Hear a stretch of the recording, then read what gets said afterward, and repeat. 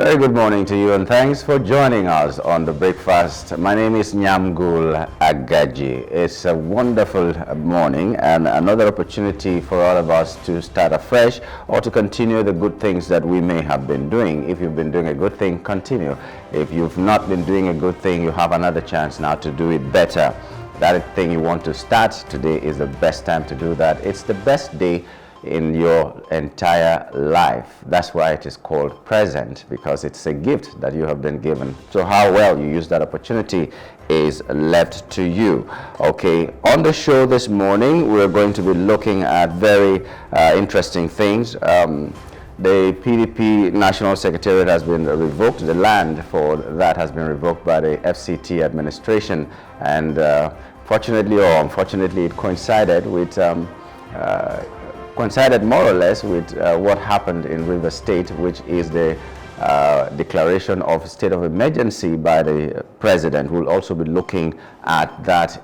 We hope that we have the time to delve into all the issues that we need to discuss this morning, but you would also like your opinion on that. Even if you cannot say it on the program live, you can also join us on social media and continue that discussion about the state of emergency in River State. Of course, we'll have our top trending issues that we'll be talking about, and then we'll go to the papers to see what the papers are doing, what the fresh headlines are this morning in some of our national dailies.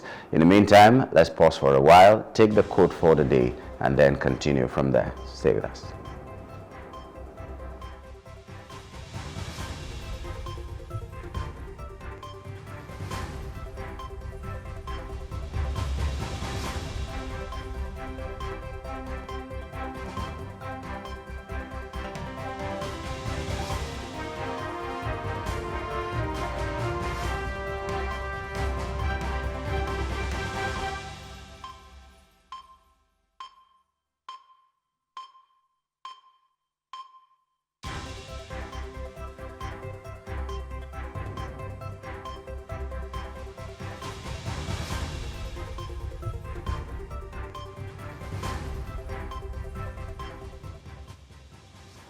Our quote for today is by Terry Guillemets, and it says, "Health is a relationship between you and your body."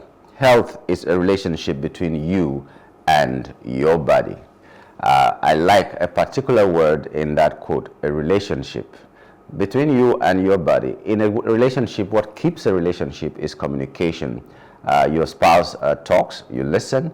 You talk, your spouse listens. You advise each other, you play with each other, you talk with each other, you express concerns to each other, whatever is happening in that relationship. A relationship without communication is likely to hit the rocks faster than anything else.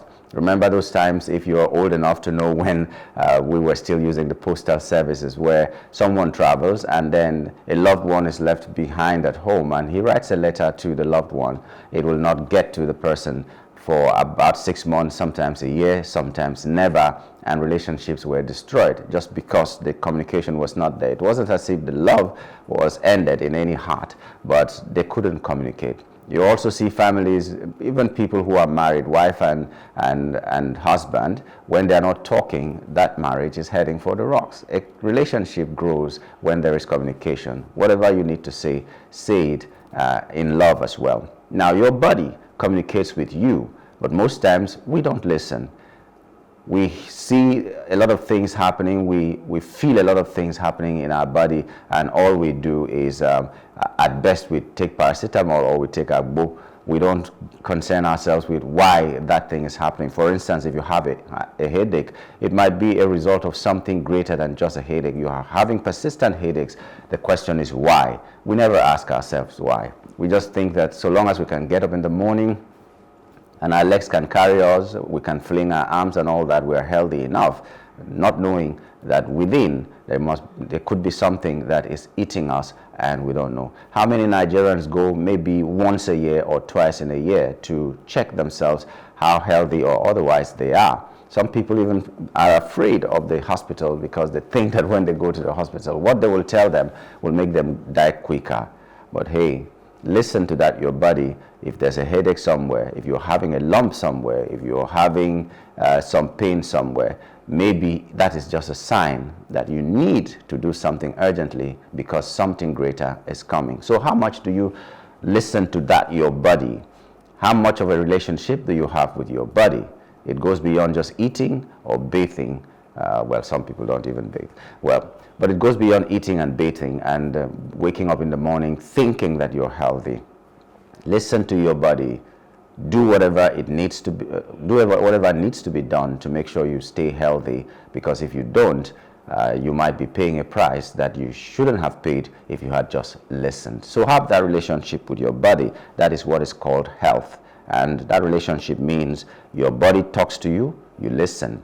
And when you want to respond, you respond positively by doing the needful to make sure that your body stays healthy. Okay, so that's the quote for today. We do hope that you will do something positive about it. We'll move to the top trending issues right away for this morning.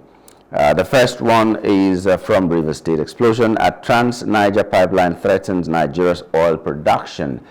There was an explosion yesterday. An explosion at the Trans-Niger pipeline TNP in Rivers State. It has put the 450,000 barrels of crude oil production at risk. The TNP is a critical pipeline in Nigeria's Niger Delta, known for its vast oil reserves. Now, it is vital for transporting crude oil from Niger Delta oil fields to the Bonny Export Terminal, contributing significantly to Nigeria's oil production and export capacity. The explosion, which occurred late Monday evening, caused thick smoke and intense heat, alarming residents. Police have arrested 2 individuals in connection with the incident, although the cause remains under investigation. This explosion is the latest in a series of disruptions to Nigeria's oil infrastructure, exacerbating challenges in the country's already struggling oil sector. This event adds to Nigeria's ongoing difficulties in meeting its crude oil production targets. The country is grappling with lower oil production, which has impacted its revenue projections. With oil accounting for over half of Nigeria's government income, any disruptions to production is a significant blow to the nation's economy. Now, so for so many reasons, this was not good that it happened. It caused disruptions to, like they say, more than 400,000 barrels per day that is being produced from that sector, or that travels through that pipeline and all that. But it also brings another question that is almost unrelated. The fact that Nigeria's economy is tied to more or less only one commodity, which is oil. So if there is a disruption, a genuine disruption, even if it is not from vandals or anything, and something happens to our oil sector, does it mean Nigeria is going to go down the drain? Nigeria is going to collapse because the oil is no longer working? There was a time in this country where the naira was bigger, was stronger than the pound, and it was also stronger than the dollar. The pound has always been stronger than the dollar, so if it was stronger than the pound, then it means that it was stronger than the dollar. Now the dollar is about 1,500 naira, edging up to 2,000 naira. We've seen it very close to that, and we've seen the pound more than 2,000 naira in this country. And guess what? In those days where the naira was stronger than the pound, there was nothing like oil. It was the agricultural sector that made Nigeria so rich and so strong, and their currency so strong that it was stronger than the pound. In fact, there are reports that at some point Britain borrowed money from Nigeria. I don't know how the report is, but there's been a report like that at some point Britain borrowed money from Nigeria. So we have been as great as that without oil. So this thing has happened, and we've seen that it has led to something even greater than just a threat, being a threat to that pipeline or the production that comes from that sector or that locality. It's now escalated into something else and has caused what is almost unprecedented in Nigeria, and we don't know if or how Nigeria will look like in the coming days with the state of emergency declared in Rivers State. But, you know, as I was reading this, I was just thinking about the fact that what if something else happens in the Niger Delta or in the oil producing states or something, natural disaster or anything happens and the oil cannot be produced anymore, will Nigeria sink because of that? So I think the government should start looking at other ways to diversify and do it fast, not just to pay lip services and say agricultural sector will be given a boost. And now the Ministry of Agriculture is even split in two, because Ministry of Livestock and Ministry of Agriculture, they are one and the same thing. Livestock is agriculture, crop farming is agriculture, they are all farmers.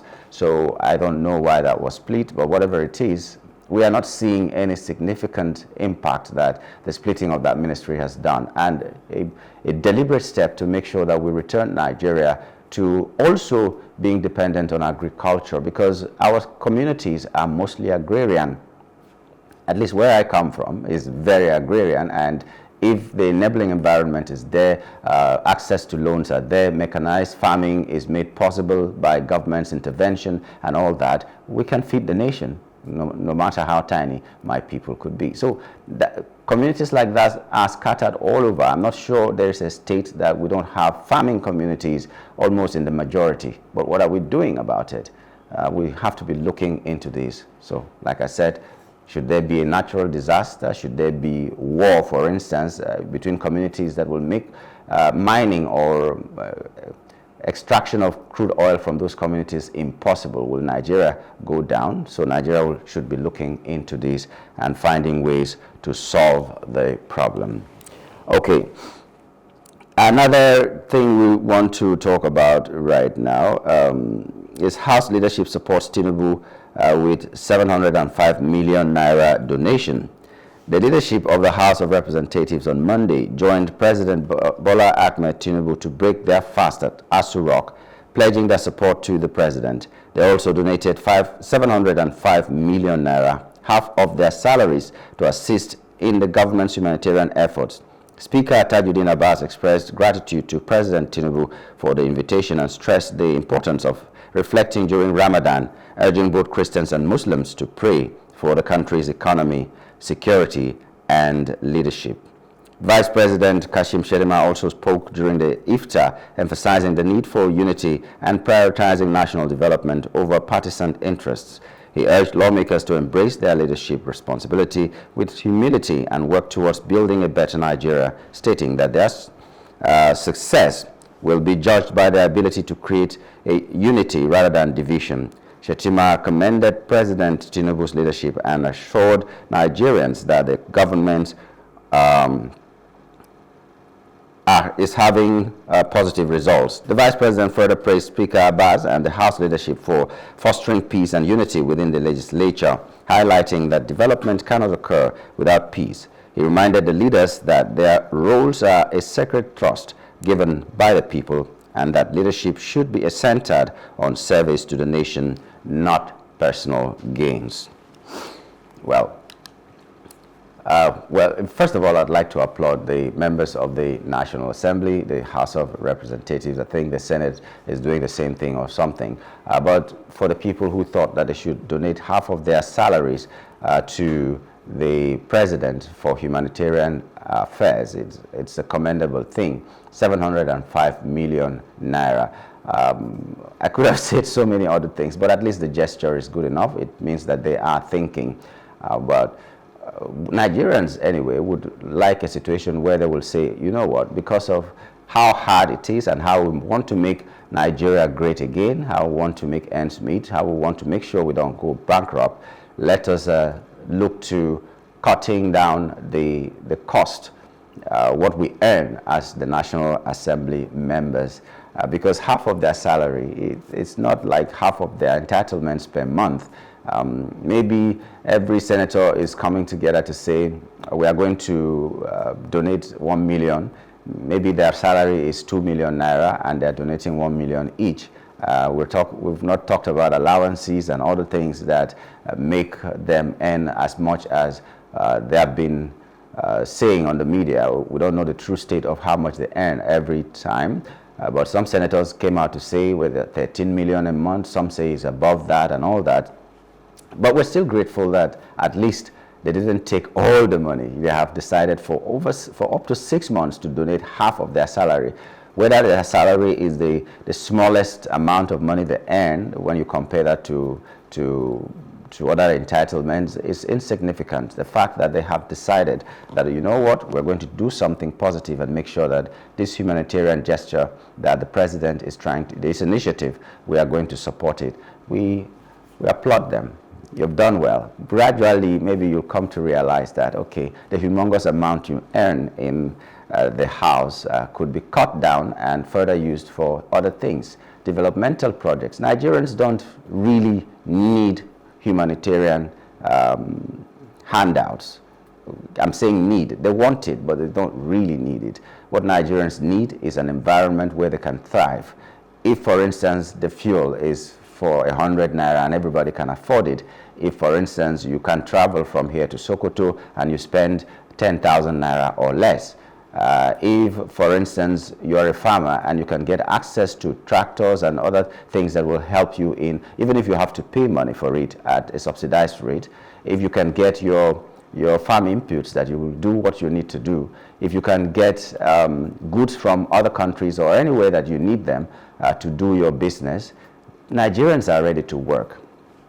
Nigerians are hard workers. Nigerians can adapt to any situation, and sometimes it's bad for us. That's why we accept anything, no matter how bad it is, and we just adapt. Within the next few days, we are good with it, and we are going along with whatever is happening. Sometimes it's a very bad thing, but we adapt and we're hardworking. It's not palliatives we really need.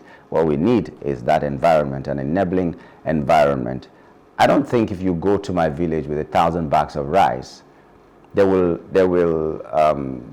rate it higher than if you go there and say, okay, you know what, for this season, I'm giving you a tractor that anybody who wishes can use for half the price you could have had this tractor from anywhere else. So if it is 50,000 naira for a day, you can hire it for 25,000 naira.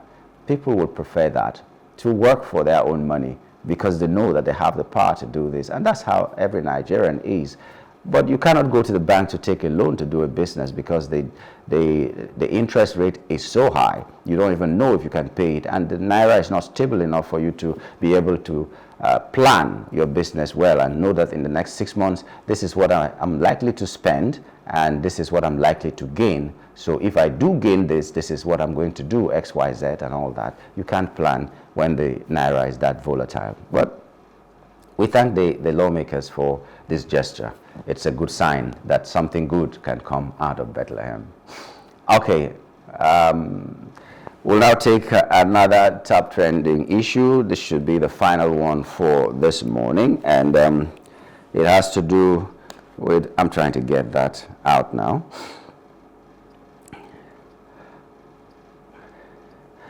Okay, so the final top trending is Governor suspends the commissioner for absenteeism. That is coming from Ebonyi State. Ebonyi State Governor Francis Nwifuru has suspended 3 commissioners due to their absence from a State Executive Council meeting. The affected officials include Solomon Azi, Grants and Donor Agencies, Victor Chukwu, Environment, and Ikewa or Mebe Rural Development. The suspension will last for 1 month. Governor Nwifuru emphasized the importance of discipline within his administration, warning against absenteeism and lax attitude among public servants. The suspended commissioners will also forfeit all privileges tied to their position during the suspension period. The governor further instructed contractors working on state projects to speed up their work, adhering strictly to contracts and timelines. He warned that the government would use legal means to enforce compliance with project deadlines and quality standards. Okay, so this shouldn't even be news. When someone is recalcitrant, you punish them accordingly.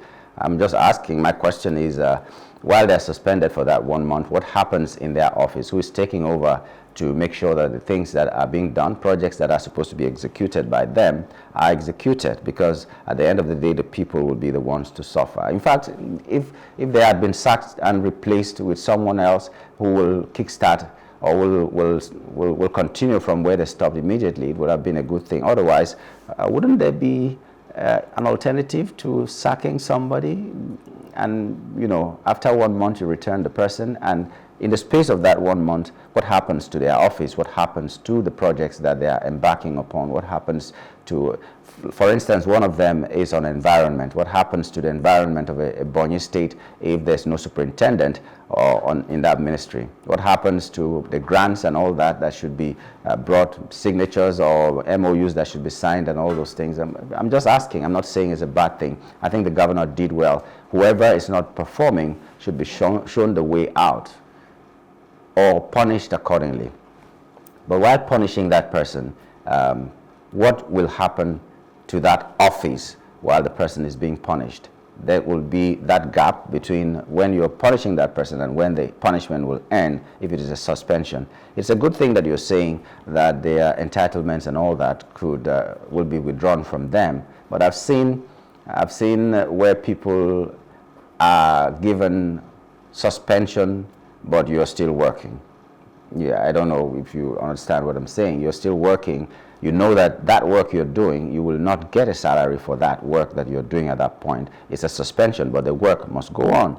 I think that should have been what these commissioners should have faced, if you ask me. And if they're not comfortable with it, they resign, and someone else takes their place and continues the work. I'm just concerned about what happens in their office and while all this is happening. But you see, suspension, when you suspend somebody, it's like killing a mother hen when it has chicks. You know that you're not just killing the mother hen, you're killing the chicks as well, because there will be no one to take care of them, to hold them and warm them up, to forage for food for them, and all the things that need to be done. That's an example I just gave. So that ministry will suffer. Those 3 ministries will suffer because there will be nobody there. And that might be an opportunity for the people who will remain there to do abracadabra that we do in Nigeria. Okay, if you understand what that is. We also see that in the National Assembly, Natasha Akpoti-Odoagan has been suspended for 6 months. It's not just Natasha that has been suspended. It means the entire Kogi Central has been suspended. They have no voice in the National Assembly. And 6 months is half a year. That's quite a long time. But let's see how that goes. My concern is just what happens when one person is suspended from a duty that affects millions of others. That's only my concern. But anyway, that's the final top trending issue we can take for today. We'll just take a break. When we return, we'll be looking at the national dailies and seeing what the headlines are this morning. Stay with us.